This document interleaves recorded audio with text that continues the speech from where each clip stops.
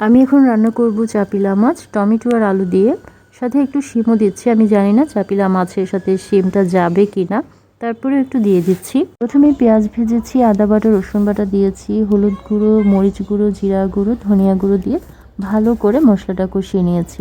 এখন দিয়েছি আলু আর শিম, টমেটো আমি একটু পরে দিব। এখন এখানে পরিমাণ মতো পানি দিচ্ছি। রান্নাটা আমার প্রায় হয়ে গেছে। টমেটো ধনিয়া পাতা দিয়ে নামিয়ে নেব। ঝোলটা অবশ্য আরেকটু টানবে। তো শাওয়ার নিয়ে নামাজ পড়ে নিয়েছি আর বিকেলে চলে এলাম কিছু ইফতার রেডি করার জন্য। আজকে আমি বিশেষ কিছুই করছি না। যে কয়টা রোজা হয়েছে এর মধ্যে একদিনও আমার ছোলা ভুনা খাওয়া হয়নি। তো ছোলা ভুনা খেতে আজকে খুব ইচ্ছা করছিল। প্রতিদিনই আমি সালাদ খেয়েছি। ছোলা ভুনা হয়ে গেছে, এখন একটা ডিম পরোটা করব।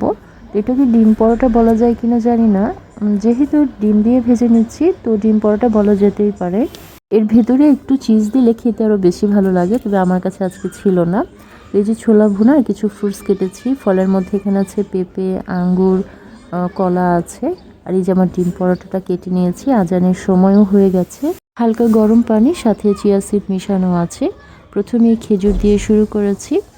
এরপরে আমার সেই ডিম পরোটাটা খেলাম, অনেক মজা লাগছিল খেতে। পেঁপে খেলাম। আর আমি ছোলা ভুনাটা সবসময় নামাজের শেষে খাই, আজকেও তাই খাবো। তবে নামাজ পড়তে যাওয়ার আগে একটু টেস্ট করলাম কেমন হয়েছে খেতে।